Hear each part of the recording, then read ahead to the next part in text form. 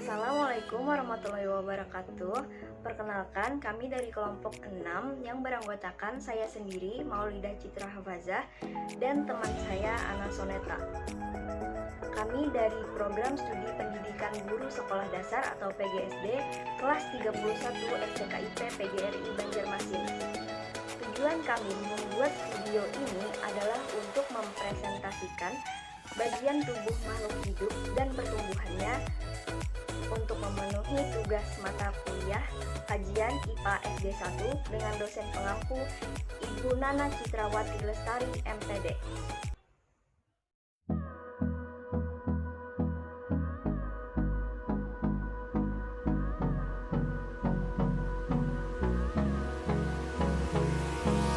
Sebelum kami menjelaskan bagian tubuh dan pertumbuhannya, kami akan menjelaskan dulu apa sih ciri-ciri makhluk hidup itu. Jadi, ciri-ciri makhluk hidup itu yang pertama adalah bernapas.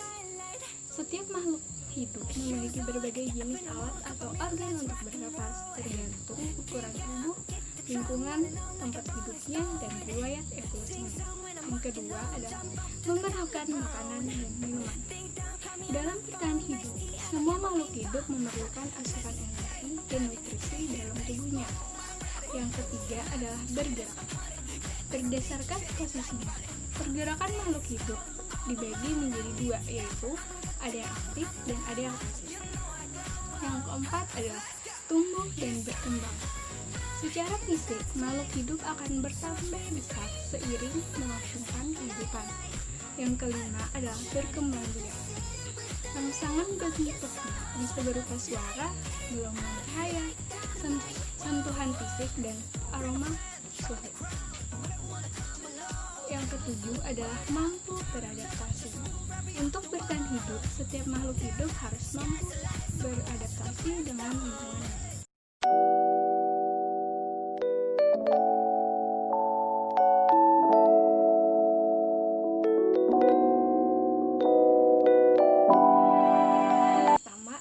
Hewan.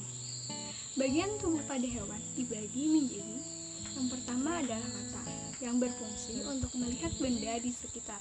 Yang kedua adalah paruh, untuk makan atau mengambil makanan.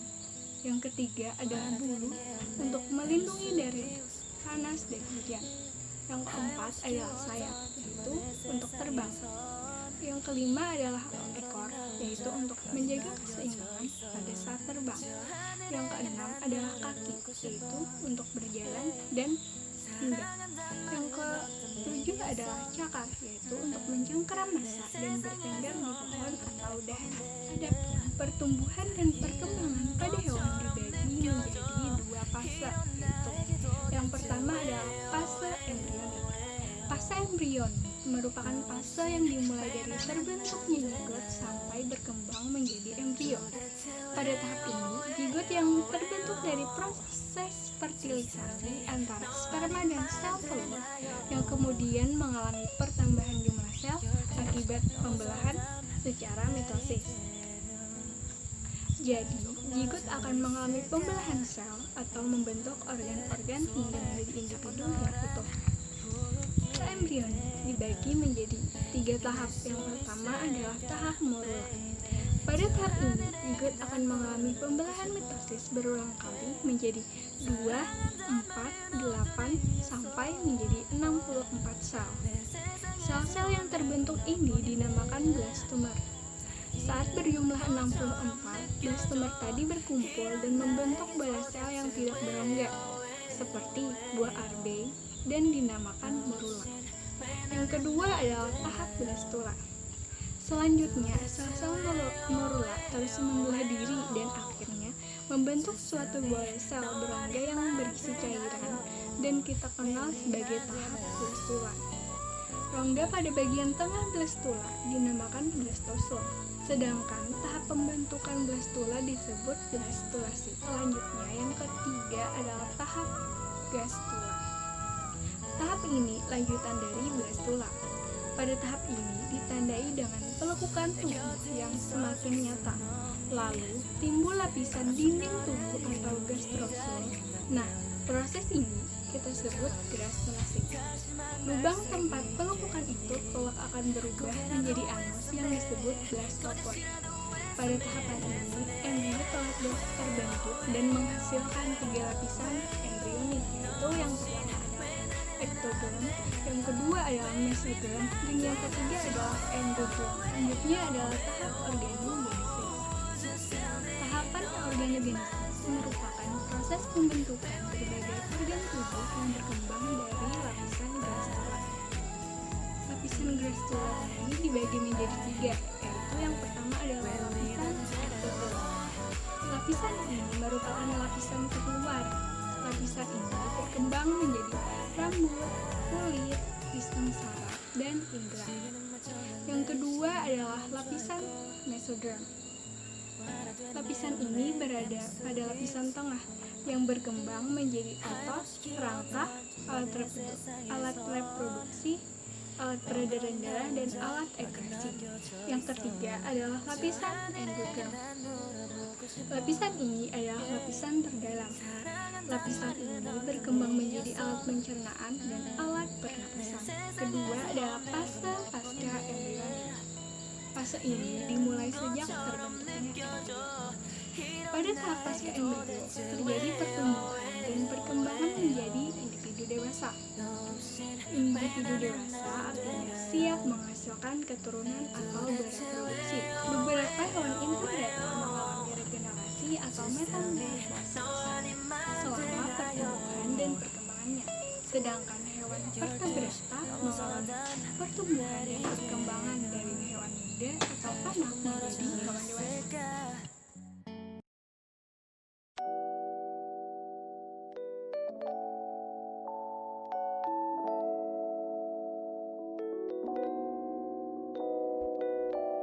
Nah, sekarang kita akan membahas tentang tumbuhan.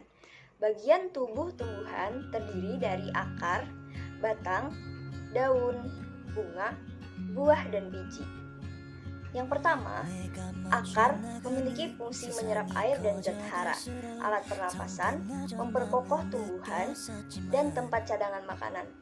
Yang kedua adalah batang. Batang berfungsi sebagai alat pengangkut, alat penopang, dan tempat cadangan makanan. Yang ketiga adalah daun. Daun berfungsi sebagai tempat terjadinya fotosintesis, penguapan, dan pernapasan. Yang keempat, tumbuhan memiliki bunga sebagai alat perkembangbiakan. Lalu yang kelima adalah buah. Buah melindungi biji dan sebagai tempat cadangan makanan. Yang terakhir, tumbuhan memiliki biji. Biji adalah bakal tumbuhan baru dan menjadi tempat cadangan makanan. Tumbuhan juga tersusun atas jaringan yang memiliki fungsi khusus, yaitu pertama, jaringan epidermis. Jaringan epidermis berfungsi sebagai jaringan pelindung bagian dalam. Kedua adalah silem. Silem berfungsi menyalurkan air dan zat hara dari akar ke daun. Yang ketiga, tumbuhan memiliki jaringan floem yang berfungsi untuk menyalurkan hasil fotosintesis dari daun ke seluruh bagian tumbuhan. Yang keempat adalah kambium.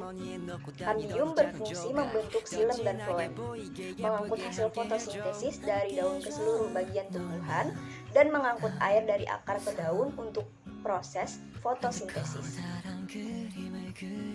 Lalu tumbuhan juga memiliki jaringan gabus yang berfungsi untuk mencegah kehilangan air. Proses pertumbuhan pada tumbuhan. Proses pertumbuhan dan perkembangan pada tumbuhan dimulai sejak terbentuknya zigot di dalam bakal buah.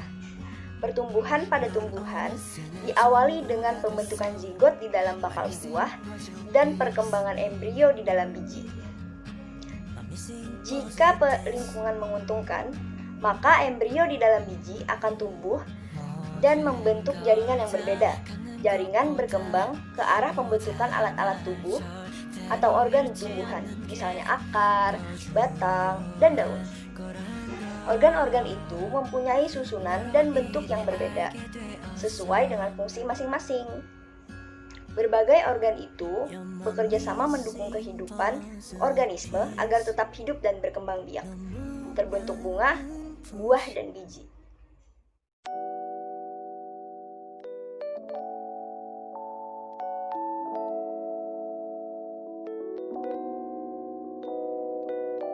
Ketiga adalah manusia. Adapun anatomi tubuh pada manusia yang pertama adalah sistem rangka. Tubuh manusia didukung oleh sistem rangka yang terdiri dari 206 tulang yang dihubungkan oleh tendon, ligamen, dan tulang rawan. Tulang ini disusun oleh kerangka aksial dan kerangka apendikular. Fungsinya yaitu untuk bergerak, menopang, dan memberikan bentuk tubuh, melindungi organ-organ dalam, serta sebagai tempat melekatnya otot-otot. Kemudian yang kedua adalah sistem otot. Sistem otot terdiri dari 650 otot yang membantu pergerakan aliran darah dan fungsi tubuh lainnya. Ada 3 jenis otot, yaitu yang pertama adalah otot rangka yang terhubung dengan tulang-tulang. Yang kedua adalah otot polos yang ditemukan di dalam organ pencernaan. Dan yang ketiga adalah otot jantung yang ditemukan di jantung dan membantu memompa darah. Selanjutnya yang ketiga adalah sistem peredaran darah. Sistem peredaran darah terdiri dari jantung, pembuluh darah, dan sekitar 5 liter darah yang dibawa oleh pembuluh darah. 5 peredaran darah didukung oleh jantung yang hanya seukuran kepala tangan tertutup. Bahkan pada saat istirahat, rata-rata jantung dengan mudah memompa lebih dari 5 liter darah ke seluruh tubuh. Sistem peredaran darah memiliki 3 fungsi, yaitu yang pertama adalah mengedarkan darah ke seluruh tubuh. Yang kedua, melindungi tubuh melalui sel darah putih dengan melawan patogen. Yang ketiga, mempertahankan homeostasis atau keseimbangan kondisi tubuh pada beberapa kondisi internal. Selanjutnya yang keempat adalah sistem pencernaan. Sistem pencernaan terdiri dari organ pencernaan dan kelenjar pencernaan. Organ pencernaan meliputi mulut, kerongkongan, lambung, usus halus, usus besar, dan anus. Selanjutnya yang kelima adalah sistem endokrin. Sistem ini terdiri atas kelenjar-kelenjar yang mengeluarkan sebagian hormon ke darah.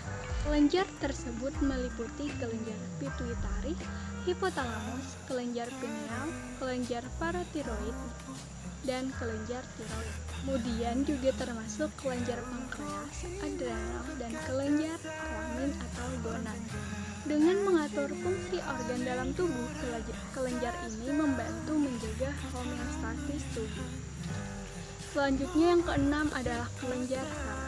Sistem saraf terdiri dari otak, sumsum tulang belakang, organ sensorik, dan semua saraf yang menghubungkan organ-organ ini dengan bagian tubuh lainnya. Organ-organ ini bertanggung jawab atas kendali tubuh dan komunikasi di antara bagian-bagiannya. Yang ketujuh adalah sistem pernapasan. Ada 3 bagian utama dari sistem pernapasan, yaitu saluran napas, paru-paru, dan otot-otot respirasi. Saluran napas meliputi hidung, mulut, faring, laring, trakea, bronkus, dan bronkiolus. Saluran ini membawa udara melewati hidung menuju paru-paru. Yang kedelapan, kita memiliki sistem kekebalan tubuh. Sistem ini adalah sistem pertahanan tubuh dari virus, bakteri, dan juga patogen lainnya yang dapat membahayakan tubuh. Fungsi lainnya yakni menjaga serta menyerang patogen yang masuk ke dalam tubuh manusia. Yang kesembilan adalah sistem limfatik. Sistem ini mencakup kelenjar getah bening, pembuluh getah bening, dan saluran getah bening. Ketiganya memiliki peran penting dalam pertahanan tubuh manusia. Sistem ini juga dapat menghilangkan kelebihan cairan getah bening dan mengembalikan ke dalam darah. Yang ke-10 adalah sistem ekskresi serta urinaria. Sistem ekskresi meliputi ginjal, kulit, hati, dan juga paru-paru. Sistem ekskresi berfungsi mengeluarkan zat sisa yang tak diperlukan lagi oleh tubuh. Sementara itu, sistem urinaria meliputi ginjal, ureter, dan juga uretra. Yang ke-11 adalah sistem reproduksi. Sistem reproduksi pada pria meliputi testis dan penis yang mampu menghasilkan sperma. Kemudian, sistem reproduksi wanita meliputi rahim, vagina, dan juga ovarium yang dapat menghasilkan sel telur. Terakhir, kita memiliki sistem indera. Sistem indera berfungsi sebagai penerima rangsangan yang berasal dari lingkungan sekitar. Terdapat 5 indera yang disebut panca indera, yaitu indera penglihatan, indera pendengaran, indera penciuman, indera peraba, dan indera pengecap. Demikian presentasi dari kami. Mohon maaf apabila terdapat kesalahan dalam pengucapan atau penulisan. Jangan lupa untuk bertanya di kolom komentar ya. Sekian dari kami. Terima kasih. Wassalamualaikum warahmatullahi wabarakatuh.